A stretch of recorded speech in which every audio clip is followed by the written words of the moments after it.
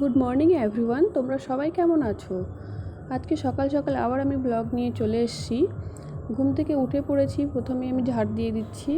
ঝাড় দেওয়া হয়ে গেছে, ব্রাশ করে আমি এদিকে চা বসিয়ে দিচ্ছি। মা দেখি রান্না বসিয়ে দিয়েছে। মা তো সকালবেলা উঠে রান্না বসিয়ে দেয়, আমাকে রান্নার কাজ করতে হয় না। বাড়িতে প্রত্যেক দিন মা রান্না করে, আমি রান্না টান্না একটু কমই করি। কোথাও মা যদি যায় তাহলে আমি রান্না করি। তারপর এদিকে আমি ঘরটার ঝাড় দেওয়া হয়েছে, চা খাওয়া গেছে, কয়েকটা জামা কাপড় ছিল ভাবছি আজকে কেচে দিব। দেখি প্রচণ্ড গরম, তারপর ও আমাকে স্ট্যান্ড ফ্যানটা চালিয়ে দিল। আমি মানা করলাম, তাও বলছে গরম লাগছে হয়তো, তাই ও আমাকে স্ট্যান্ড ফ্যানটা চালিয়ে দিল। তারপর আমি জামা কাপড়গুলো কেচে নিলাম। তারপর ও রেডি হয়ে অফিস চলে গেল, কিন্তু ওর মনে ছিল না যে আজকে মে দিবস, অফিস অফ থাকবে।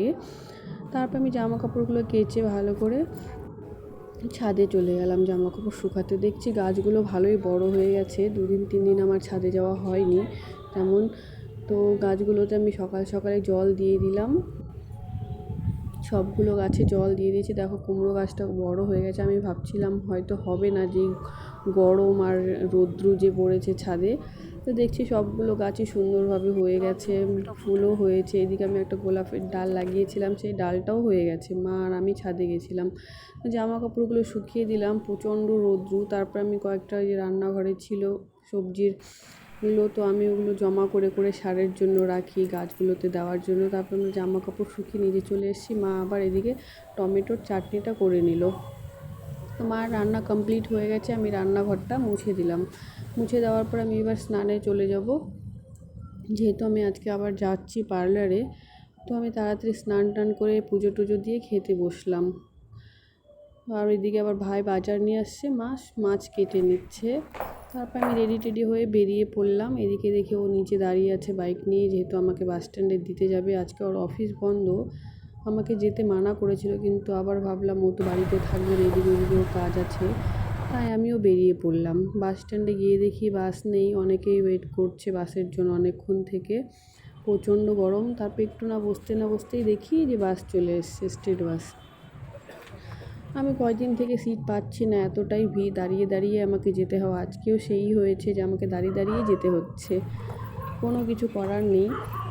তারপরে কানকিতে নেমে পড়েছি। দেখো প্রচণ্ড রৌদ্র, এটা গোশালা, মন্দিরের গোশালাটা পার করলাম, তারপরে মন্দিরে তারপর আমি পার্লারে ঢুকে পড়েছি। দেখো পার্লারে চলে এসেছি, এসে দেখি বান্ধবীরা চলে এসছে, ওরা গল্প করছে। যেহেতু আমি ব্লগ বানাই, ওরা নিজের মুখটা লুকিয়ে নিল।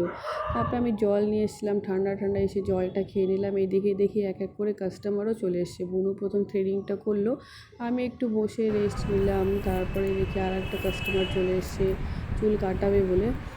তো বুনুই প্রথমে কাজ করলো, তারপরে আমি একটু বসে টসে ভিডিও টিডিও করে নিলাম। দেখো হেয়ার কাটটা কি সুন্দর হয়েছে, বুনু করেছে, খুব সুন্দর লাগছে। তারপরে দেখি কাস্টমার এসে যাচ্ছে, তারপরে আমিও থ্রেডিং করা শুরু করে দিয়েছি। এদিকে বুনু হেয়ার কাট করাচ্ছে।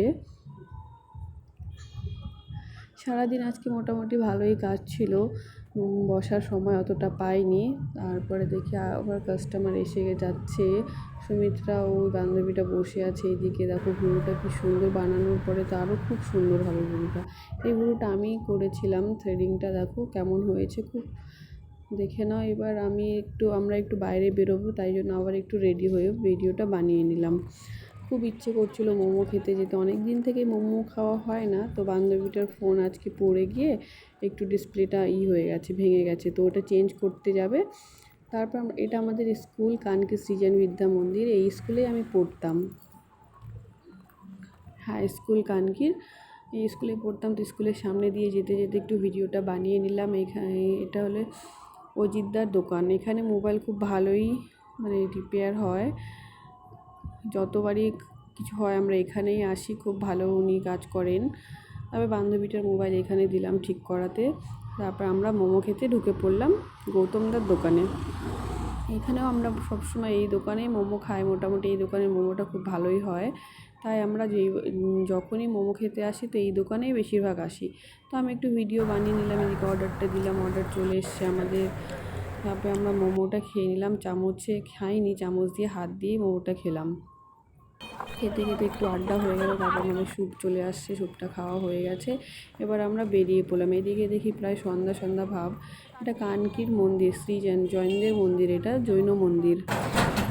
ভেতরে ভীষণ বড়, ঢোকা হয়নি, সময় ছিল না বলে। তারপরে আমি চলে এসেছি পার্লারে, আমি আর বুনু। তো দেখি কাস্টমার দাঁড়িয়েছিল, বুনু এদিকে থ্রেডিং করা শুরু করলো, আমি ব্যাগ ট্যাগ নিয়ে বেরিয়ে পড়লাম, যেহেতু সন্ধ্যা হয়ে গেছে আমাকে যেতে হবে।